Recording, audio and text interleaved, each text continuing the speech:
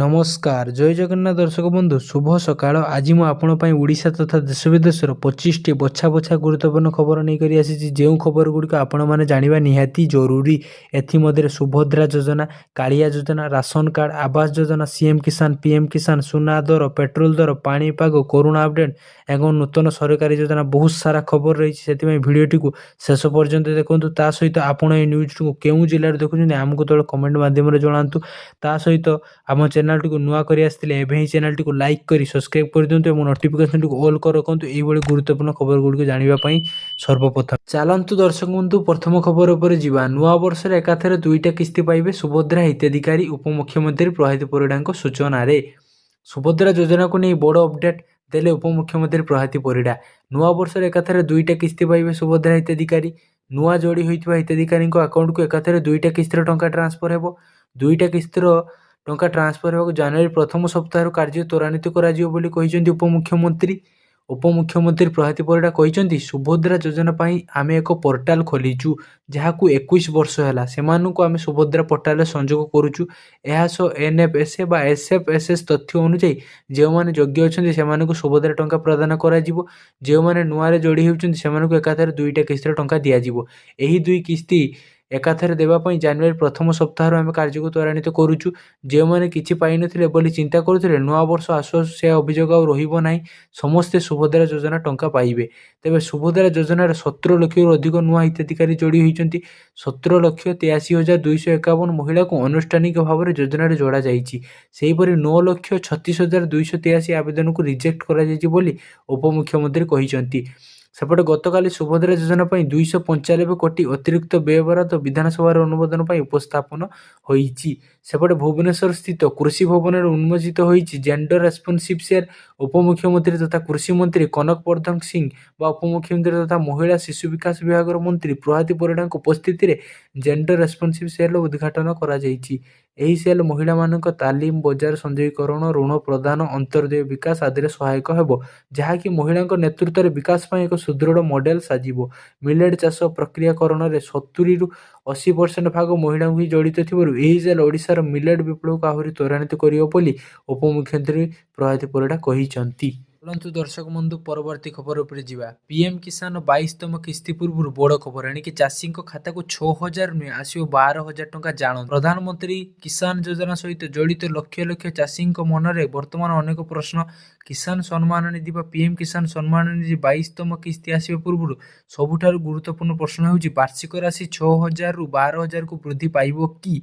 चली कल्पना जल्पना मध्य सरकार संसद में एक स्पष्ट उत्तर प्रदान करिसेंती। तेणु कौन सी भूल बुझामणा एड़ाइवाई देशर लक्ष लक्ष चाषी यही खबर जाना अत्यंत गुरुत्व। प्रधानमंत्री किसान योजना चाषी मैंने बर्तमान वार्षिक 6,000 टंका पाउछंती। एही राशि सीधा सड़क से बैंक अकाउंट में 3टी किस्ती जमा कराए। डिसेम्बर 2025 एक संसदीय कमिटी यही परिमाण को 12,000 को वृद्धि करने को सुपारिश करथिला। राज्यसभा ए संपर्क में एक प्रश्न उठा जाइतिला। कृषि और कृषक कल्याण राष्ट्रमंत्री रामनाथ ठाकुर स्पष्ट भाव में कही सरकार पाखरे बर्तमान यह परिमाण वृद्धि कर कौन प्रस्ताव नहीं। यार अर्थ होउछि वार्षिक प्रधानमंत्री किसान परिमाण 6,000 ही रहिबो। चाषी मानक पई आउ एक प्रमुख प्रश्न होउछि किसान परिचय पत्र। सरकार कहिसेंति जे प्रधानमंत्री किसान योजना अधीन रे समस्तक पई किसान परिचय पत्र बाध्यतामूलक नुहे। जो 14टी राज्य में चाषी पंजीकरण आरंभ हो सारी सेठा नूतन पंजीकरण पई किसान परिचय पत्र आवश्यक, किंतु जो राज्य में प्रक्रिया एपर्यंत आरंभ होइनै सेठा चाषी माने किसान परिचय पत्र बिना योजना पंजीकरण करिपारिबे। यार अर्थ होउछि जो पूर्वरु थिबा हिताधिकारी मानकु चिंता करिवार आवश्यकता नाही। प्रधानमंत्री किसान योजना फेब्रुआरी 2019 रे आरंभ करा जायतिला। यार उद्देश्य होउछि चाषी मानकु आर्थिक सहायता प्रदान करिबा। जो चाषी माने कृषिर जमीर मालिक सेमाने एही योजना पई योग्य, तेबे अधिक आय थिबा किछि व्यक्ति को एही योजना बाद दिया जायछि। प्रधानमंत्री किसान योजना अधीन में डीबीटी माध्यम चाषी आधार संपृक्त बैंक अकाउंट को सीधासख पांठि पठा जाए। 22तम किस्ती अपेक्षा सरकारी तथ्य अनुसार प्रधानमंत्री किसान योजना आरंभ होगा पर 21टी किस्ती जारी कर किस्ती माध्यम चाषी अकाउंट को 4.09 लाख कोटी रु अधिक टंका स्थानांतर करा जायछि। चाषी माने एबे 22तम किस्ती पई अपेक्षा करिसेंति। तेणु यह सहित जड़ित नियम और अपडेट जानिबा गुरुत्वपूर्ण। जदि आपण वर्तमान प्रधानमंत्री किसान योजना लाभ उठाउछंती तेबे वार्षिक परिमाण वृद्धि हेबार कौनसी खबर वर्तमान नाही। नूतन भाव में पंजीकृत चाषी माने सेमानक राज्यर नियम जांच करिबा उचित। ଏବେ ଏକ କୃଷକ ପରିଚୟ ପତ୍ର ଆବଶ୍ୟକ ହିଁ ତାହା ଦେଖିବା ବିଶେଷ ଗୁରୁତ୍ୱପୂର୍ଣ୍ଣ। ଗୁଜବର ବିଶ୍ୱାସ କରିବା ପରିବର୍ତ୍ତେ ଆପଣଙ୍କର ପରବର୍ତ୍ତୀ କିସ୍ତି ବିନା ବାଧାରେ ଆପଣଙ୍କ ଆକାଉଣ୍ଟରେ ଜମା ହେବା ନିଶ୍ଚିତ କରିବା ପାଇଁ ସରକାରୀ ପ୍ରଧାନମନ୍ତ୍ରୀ କିଷାନ ୱେବସାଇଟ୍ ଉପରେ ନଜର ରଖନ୍ତୁ। ଚାଲନ୍ତୁ ଦର୍ଶକ ବନ୍ଧୁ ଖବର ଉପରେ ଯିବା। ରାସନ କାର୍ଡକୁ ନେଇ ବଡ଼ ଘୋଷଣା, ନୂଆ ବର୍ଷରୁ ବଣ୍ଟାଯିବ 15 ଲକ୍ଷ ରାସନ କାର୍ଡ। ଯୋଗାଣ ମନ୍ତ୍ରୀଙ୍କ ବଡ଼ ଘୋଷଣା, ନୂଆ ବର୍ଷରୁ ଆଉ 15 ଲକ୍ଷ ରାସନ କାର୍ଡ ବଣ୍ଟାଯିବ। କେହି ବି ଗରିବ ବିନା ରାସନ କାର୍ଡରେ ରହିବେ ନାହିଁ। ମନ୍ତ୍ରୀ କହିଛନ୍ତି ରାଜ୍ୟ ସରକାରଙ୍କ ପାଖରେ ରାସନ କାର୍ଡର ଅଭାବ ନାହିଁ। ଏଯାଏ ସାରା ରାଜ୍ୟରେ 6,39,000 କାର୍ଡ ବଣ୍ଟା ସାରିଛି। ଆହୁରି 15 ଲକ୍ଷ କାର୍ଡ ଆମ ପାଖରେ ଅଛି। ପ୍ରାୟ 15,33,000 ଆବେଦନ ଆସିଛି। ସେଥିରୁ ଅଯୋଗ୍ୟଙ୍କୁ ବାଦ ଦେଇ ସମସ୍ତେ ଯୋଗ୍ୟଙ୍କୁ ରାସନ କାର୍ଡ ମିଳିବ ବୋଲି କହିଛନ୍ତି ମନ୍ତ୍ରୀ। ଏହା ପୂର୍ବରୁ KYC କରାଇ ନ ପାରିଥିବା ହିତାଧିକାରୀମାନେ ଡିସେମ୍ବର 31 ସୁଦ୍ଧା ନିକଟସ୍ଥ ଖାଉଟି ସୁଲଭ ମୂଲ୍ୟ ଦୋକାନ ବା ରାସନ କାର୍ଡ ପରିଚାଳନା କେନ୍ଦ୍ରକୁ ଯାଇ ନିଜ ଆଧାର ଯୁକ୍ତ KYC କରାଇ ପାରିବେ ବୋଲି ଖାଦ୍ୟ ଯୋଗାଣ ବା ଖାଉଟି କଲ୍ୟାଣ ବିଭାଗ ପକ୍ଷରୁ ସୂଚନା ଦିଆଯାଇଥିଲା। ହିତାଧିକାରୀଙ୍କ 14 ଗୋଟି ଆଧାର ଭିତ୍ତିକ 64 ଗୋଟି ପୌରାଞ୍ଚଳ କାର୍ଯ୍ୟାଳୟରେ କାର୍ଯ୍ୟରତ ଥିବା 11,800 ପରିଚାଳନା କେନ୍ଦ୍ର ଗୁଡ଼ିକରେ ଜାରି ରହିଛି। ଏହା ବ୍ୟତୀତ ଅଦ୍ୟବଧି KYC କରାଇ ନ ପାରିଥିବା ହିତାଧିକାରୀମାନଙ୍କୁ ପ୍ରତ୍ୟେକ ମାସର PDM ସାମଗ୍ରୀ ପୂର୍ବ ଭଳି ପ୍ରଦାନ କରାଯାଉଅଛି। କୌଣସି ଯୋଗ୍ୟ ହିତାଧିକାରୀଙ୍କୁ KYC ହୋଇନଥିବା କାରଣରୁ ଖାଦ୍ୟ ସୁରକ୍ଷାରୁ ବଞ୍ଚିତ ହୋଇଯାଉ ନାହିଁ।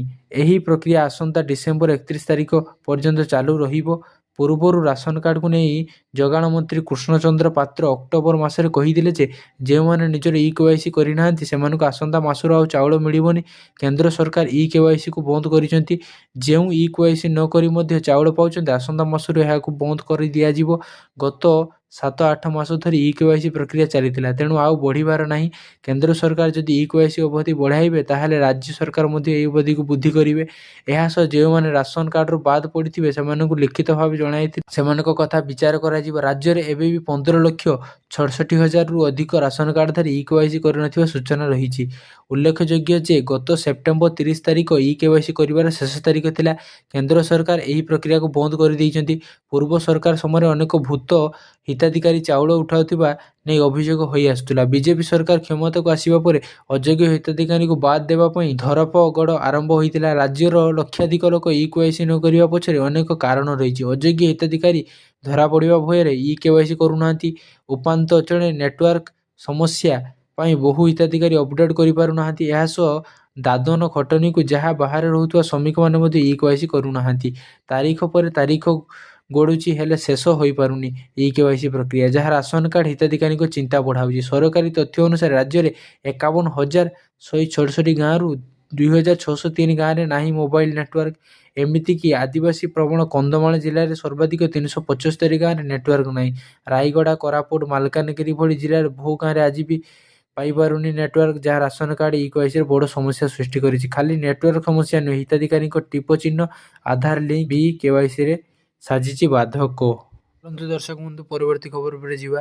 କେବେ ବୃଦ୍ଧି ହେବ ଦରମା ଆଉ କେବେ ବୃଦ୍ଧି ହେବ ଅଷ୍ଟମ ବେତନ କମିଶନକୁ ନେଇ ଆସିଲା ବଡ଼ ଅପଡେଟ୍।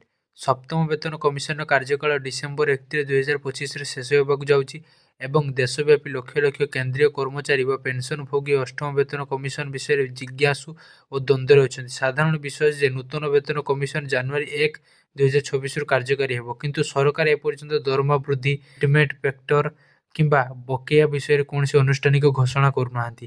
ପୂର୍ବ ବେତନ କମିଶନ ଅଭିଜ୍ଞତାକୁ ଦୃଷ୍ଟିରେ ରଖି ଏହା ପ୍ରାୟ ନିଶ୍ଚିତ ଯେ କାର୍ଯ୍ୟକାରୀ ତାରିଖ ପ୍ରକୃତ ଦେୟ ମଧ୍ୟରେ ଏକ ପାର୍ଥକ୍ୟ ଅଛି। ଉଦାହରଣ ସ୍ୱରୂପ ସପ୍ତମ ବେତନ କମିଶନର ସୁପାରିଶଗୁଡ଼ିକୁ ଜାନୁଆରୀ 2026ରୁ କାର୍ଯ୍ୟକାରୀ ବୋଲି ବିବେଚନା କରାଯାଇଥିଲା, କିନ୍ତୁ ଜୁନ 2016ରେ କ୍ୟାବିନେଟର ଅନୁମୋଦନ ମିଳିଥିଲା। ବକେୟା ପାଉଣା ବହୁ ପରେ ପର୍ଯ୍ୟାୟକ୍ରମେ ପ୍ରଦାନ କରାଯାଇଥିଲା। ବର୍ତ୍ତମାନ ସୁଦ୍ଧା ଅର୍ଥ ମନ୍ତ୍ରାଳୟ ଅଷ୍ଟମ ବେତନ କମିଶନକୁ ଏହାର ସୁପାରିଶ ଦାଖଲ କରିବା ପାଇଁ 18 ମାସ ସମୟ ଦେଇଛି। ତେଣୁ ଅନୁମାନ କରାଯାଉଛି ଯେ କମିଶନର ଚୂଡ଼ାନ୍ତ ରିପୋର୍ଟ 2027 ମଧ୍ୟଭାଗ ସୁଦ୍ଧା ପ୍ରକାଶିତ ହୋଇପାରେ। ଏହାର ଅର୍ଥ ହେଉଛି ଯଦିଓ ନୂତନ ବେତନ କମିଶନ 1 ଜାନୁଆରୀ 2026ରୁ କାର୍ଯ୍ୟକାରୀ ହେଉଛି ବୋଲି ବିବେଚନା କରାଯାଉଛି, ତଥାପି କର୍ମଚାରୀଙ୍କ ଆକାଉଣ୍ଟରେ ବର୍ଦ୍ଧିତ ଦରମା ବକେୟା ପହଞ୍ଚିବାରେ ବିଳମ୍ବ ହୋଇପାରେ। ଦର୍ଶକ ବନ୍ଧୁ ପରବର୍ତ୍ତୀ ଖବର ଉପରେ ଯିବା। ମୁଖ୍ୟମନ୍ତ୍ରୀ କନ୍ୟା ବିବାହ ଯୋଜନା ମିଳିବ 51,000 ଟଙ୍କା। ଜାଣନ୍ତୁ ଯୋଗ୍ୟତା ଓ କିପରି କରିବେ ଆବେଦନ। ରାଜ୍ୟର ଗରିବ ଓ ଆର୍ଥିକ ଅନଗ୍ରସର ପରିବାରର ଝିଅମାନଙ୍କ ବିବାହ ପାଇଁ ଓଡ଼ିଶା ସରକାର ଏକ ବଡ଼ ଘୋଷଣା କରିଛନ୍ତି। ନୂତନ ଭାବେ ଆରମ୍ଭ ହୋଇଥିବା ମୁଖ୍ୟମନ୍ତ୍ରୀ କନ୍ୟା ବିବାହ ଯୋଜନା MKBY ମାଧ୍ୟମରେ ଯୋଗ୍ୟ ହିତାଧିକାରୀଙ୍କୁ 51,000 ଟଙ୍କାର ଆର୍ଥିକ ସହାୟତା ପ୍ରଦାନ କରାଯିବ। ବାଲ୍ୟ ବିବାହ ରୋକିବା ଏବଂ କନ୍ୟା ସନ୍ତାନ ଶିକ୍ଷାକୁ ପ୍ରୋତ୍ସାହିତ କରିବା ଏହି ଯୋଜନାର ମୁଖ୍ୟ ଲକ୍ଷ। ଏହି ଯୋଜନାରେ ଅନ୍ତର୍ଗତ ମୋଟ 51,000 ଟଙ୍କାକୁ ନିମ୍ନ ମତେ ପ୍ରଦାନ କରାଯିବ। କନ୍ୟାର ବ୍ୟାଙ୍କ ଆକାଉଣ୍ଟକୁ ସିଧାସଳଖ 35,000 ଟଙ୍କା ଟ୍ରାନ୍ସଫର କରାଯିବ। ଶାଢ଼ୀ, ଅଳଙ୍କାର, ବାସନକୁସନ ପାଇଁ 10,000 ଟଙ୍କା ଧାର୍ଯ୍ୟ କରାଯାଇଛି। ବିବାହ ଆୟୋଜନ ଓ ସାଜସଜ୍ଜା ଓ ଖାଦ୍ୟପେୟ ପାଇଁ ବାକି 6,000 ଟଙ୍କା ବ୍ୟୟ କରାଯିବ। ଯୋଗ୍ୟତା ଓ ସର୍ତ୍ତାବଳୀ ଜାଣନ୍ତୁ। ବୟସ ସୀମା। ବିବାହ ସମୟରେ କନ୍ୟାର ବୟସ 18ରୁ 35 ବର୍ଷ ଏବଂ ବରର ବୟସ 21ରୁ 35 ବର୍ଷ ମଧ୍ୟରେ ହୋଇଥିବା ଆବଶ୍ୟକ। ବାସିନ୍ଦା କ'ଣ? ଉଭୟ ବର ଓ କନ୍ୟା ଓଡ଼ିଶାର ସ୍ଥାୟୀ ବାସିନ୍ଦା ହୋଇଥିବା ଜରୁରୀ। ତୃତୀୟ ନମ୍ବର, ବର୍ଗ। ଏହି ଯୋଜନା ମୁଖ୍ୟତଃ ବିପିଏଲ୍ ଏବଂ ଆର୍ଥିକ ଅନଗ୍ରସର ବର୍ଗର ପରିବାର ପାଇଁ ଉଦ୍ଦିଷ୍ଟ ବା ବିଧବା ଅସହାୟ ଶ୍ରେଣୀର ମହିଳାଙ୍କୁ ଏଥିରେ ପ୍ରାଥମିକତା ଦିଆଯିବ। କିପରି ହେବ କାର୍ଯ୍ୟକାରୀ? ନା ରାଜ୍ୟ ମହିଳା ଓ ଶିଶୁ ବିକାଶ ବିଭାଗ ପକ୍ଷରୁ ଏହି ଯୋଜନା କାର୍ଯ୍ୟକାରୀ ହେବ। ଅଙ୍ଗନବାଡ଼ି କର୍ମୀ, ଗୋଷ୍ଠୀ ଉନ୍ନୟନ ଅଧିକାରୀ, ବିଡ଼ିଓ ଏବଂ ସ୍ୱେଚ୍ଛାସେବୀ ସଂଗଠନମାନେ ହିତାଧିକାରୀ ଚିହ୍ନଟ ନଥିପତ୍ର ଯାଞ୍ଚରେ ସାହାଯ୍ୟ କରିବେ। 2025-26, 2029-30 ଆର୍ଥିକ ବର୍ଷ ପର୍ଯ୍ୟନ୍ତ ଏହି ଯୋଜନା ପାଇଁ ସରକାର 59.30 କୋଟି ଟଙ୍କାର ବଜେଟ୍ ବ୍ୟବସ୍ଥା କରିଛନ୍ତି। ଏହି ଯୋଜନାରେ ସମୂହ ବିବାହକୁ ମଧ୍ୟ ପ୍ରୋତ୍ସାହନ କରାଯିବ।